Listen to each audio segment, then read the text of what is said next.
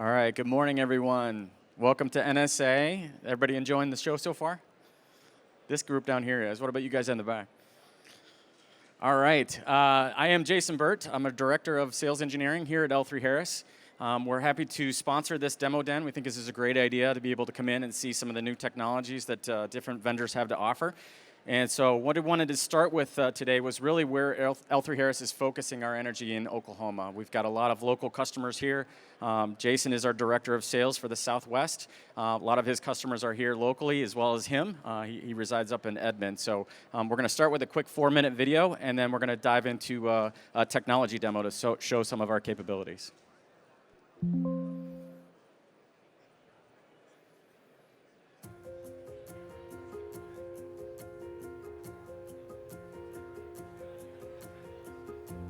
We've had tornadoes, earthquakes, wildfire, and even domestic terrorism. On this explosion that's happened at Federal Court Building in downtown Oklahoma City. These events require that we have a resilient communication system because our first responders are going to be out there during that tornado. They're going to be out there during that wildfire.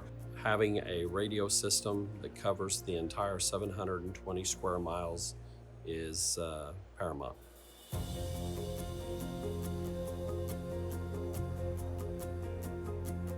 So the previous radio system, end of life, it's 20 plus years old, no longer supported. It was a 2-site radio system that didn't cover the whole city of Norman. There were dead spots even outdoors. We at the city of Norman decided several years back that when we got a chance we were going to go with our own radio system. Prior to that, we were part of the state system. Sometimes we would lose priority on our own system. They would bump us down the list. The Oklahoma City radio system is one of the largest, most complex single-owner radio systems in the United States. So we've implemented an ISSI to Oklahoma City. When fully implemented, this ISSI will greatly expand our ability to use Oklahoma City's footprint from as far east as nearly Jones to as far west as Mustang, as well as further north past Edmond. In addition, we're working on a fingertip roaming gateway or ISSI to the state radio system, which would allow us to respond to large incidents while leveraging the state radio system outside of both of our footprints. What you see behind me are the call takers. They take every 911 call that comes in Oklahoma City, and then they triage it appropriately. So Oklahoma County Sheriff's Office dispatches for 9 cities in Oklahoma County and also 9 fire departments in Oklahoma County. And having radio communications and everybody on one system is very important. The city had 2 goals when we decided to do this. The primary goal was to improve communications for Oklahoma City-based first responders. The second goal was to improve the ability of outside agencies who come in to assist us to be able to talk to us or to one another during any kind of incident. By combining all 3 agencies into this facility, we've really improved not just interpersonal, but interagency communications.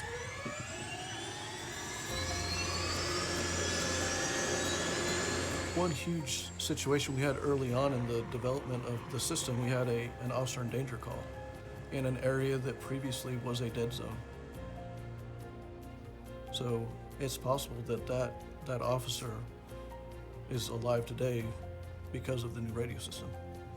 So with the 6 sites that we have now, we are spread out east to west with all of our sites, but the coverage we get now is above and beyond our city limits. And it even goes outside the borders of Oklahoma County. It laps over into Cleveland County, Canadian County, Logan County, Lincoln County, and Pottawatomie County.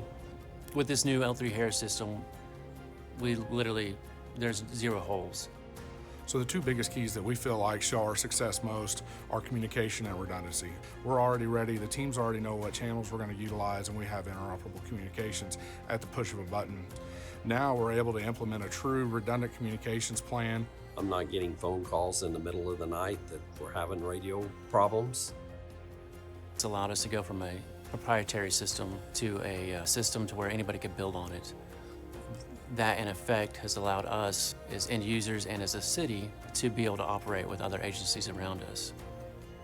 So this encryption technology has been extremely beneficial, not just for the local EMS agency, but also our federal partners. Not only did they get that secure path, but they also got the coverage that our radio system offers. The biggest difference between the old system and the new system is P25 technology.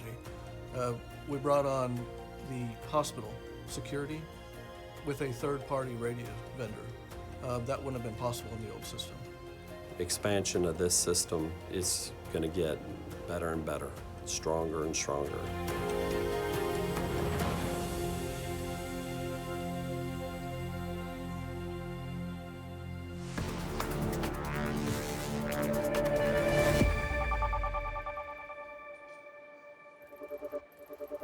All right. So I heard a couple things through that video. Zero holes, that kind of stood out to me. Obviously, we design and build mission-critical voice networks, but also some of the interoperability and coverage improvements that we did in Oklahoma County as well as the city of Oklahoma City. So I'm going to ask Jason here to talk a little bit about kind of what we're doing, not only from a building out systems, but also from a device perspective. Obviously, I see Verizon. I know that AT&T and FirstNet are in the room. We're building converged devices. Those are devices that operate both mission-critical voice, both on narrowband and broadband. And so obviously that opens the doors to supporting a lot of different interoperability as well as additional coverage across the state. So Jason? Thank you, Jason. So we do have several large networks in the state of Oklahoma. We have the Oklahoma City Norman system like you just saw. It's a total of 19 sites. They have converged devices on that network. Interestingly enough, the very first LTE LMR converged device was sold in the state of Oklahoma on the Broken Arrow network. So out of the entire world, I think it's pretty cool that the first one landed here in Oklahoma. Some of the big reasons for that is they increased their coverage. So you can use an LTE radio. You can basically travel from Oklahoma City to New York City, and as long as you have LTE coverage, you can talk back to and listen to your home system. So that's pretty important. I know that we had counties up in the Broken Arrow network where the first LTE device was delivered that used it for coverage expansion and redundancy. So we've had a presence in Oklahoma with LTE, and now we have the Muskogee Creek Nation that has come on board the Broken Arrow system, and they cover 10 total counties. And so one of the biggest challenges that they faced was how do you build out a radio system with LMR sites in 10 counties, and how do you do that economically was a big challenge because it is very expensive to do, but they're able to leverage the FirstNet backbone, and now they can talk across all those 10 counties today utilizing the LTE LMR converged XL200 device across all of their coverage areas, which is 10 counties. So, yep. Yeah, so let's talk a little bit about the different devices that we have. You can see this chart here. I'm actually going to start on the other side here and work my way over. But we start with our Connect series. These are our devices, really administrative functions that we provide, both of 45 and 95, kind of at that value tier. Then we move into the Converge series. That's really what we're talking about with Muskogee Creek Nation, is actually operating both LMR as well as LTE. We move into the Extreme series. We actually designed this radio for fire operations. NFPA came out with a new mandate for how a radio has to survive heat, water, drops, and so obviously that's a device that's hardened to support that. And then you can see on the end there our mobile radio, the onboard series. We actually have a brand new mobile in our booth. It's called the XL85, which is kind of falls in this Connect series in terms of tiers. But across all of our fleet, really it's all built in with standard features, things like GPS, Wi-Fi, Bluetooth connectivity, because we recognize that those are really standard features that are needed for public safety. So we don't actually charge for those features anymore. They're actually embedded into what we have. But what we're going to do here is actually show a demonstration live of the LTE capability of our radios. I'm going to take the antennas off. And I think this one's going to be yours, Jason. Don't worry, we can drop these radios.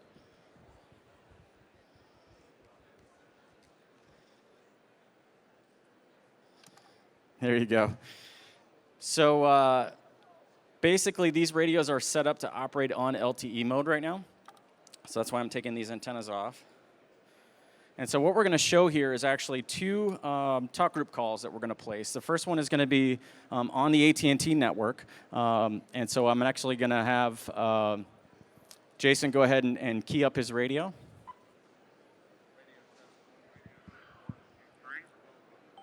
Do it again. Radio test 1, 2, 3. Okay. That's actually operating on our SWAT 1 talk group. And so, again, that's operating between two LMR devices. And we're going to do the same thing on Verizon. So go ahead and put it on SWAT 2. And go ahead and key up. SWAT 2, radio check. SWAT 2, radio check. I have the suspect in sight.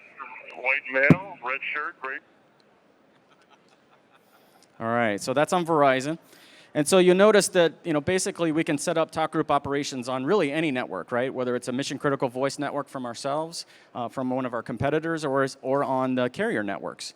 And so what we're going to do now is you'll notice that we have this bridge together with our Vita system, right? Really, that's the interoperability or the glue that brings all of these different talk group operations together. So in a situation where we do have different first responders coming in on different talk group settings, we can actually patch those together. In our booth, I've actually got Daniel, who is operating on one of our Symphony consoles. We're going to patch those two together. So I'm going to actually have him patch the SWAT 1 and SWAT 2 together. So let me go ahead and do that. All right, Daniel, we've got a situation here. I need you guys to patch together SWAT 1 and SWAT 2.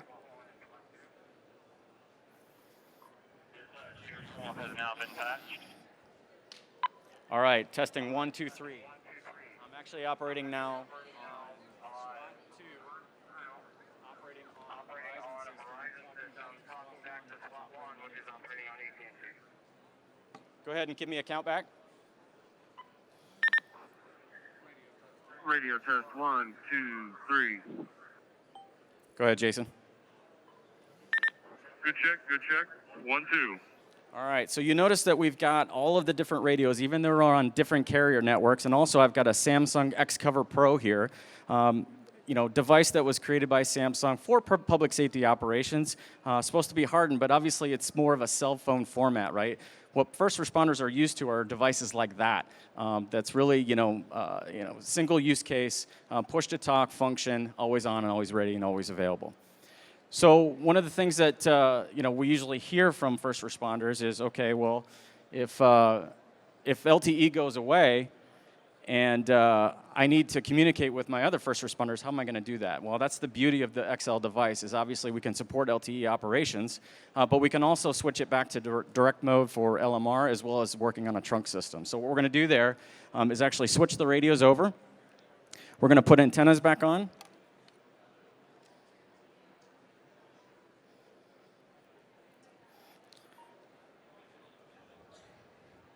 Sorry, I can't do this two-handed.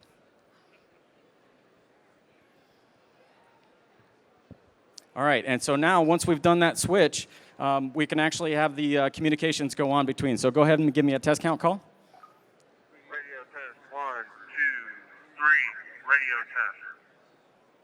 Go ahead. Good test. 1, 2. All right, testing 1, 2.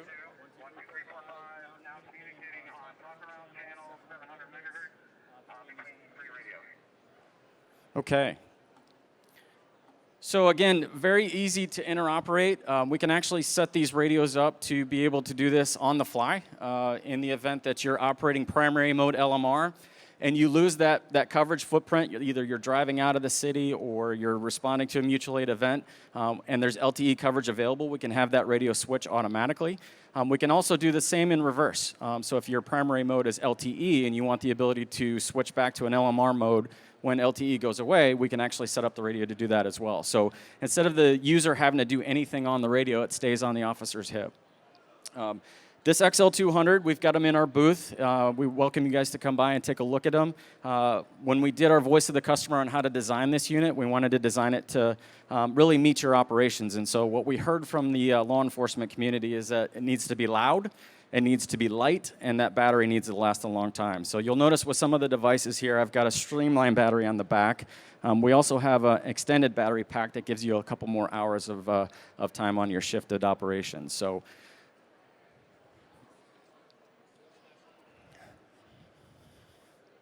All right, so to close out, I think I've got about 3 minutes left here.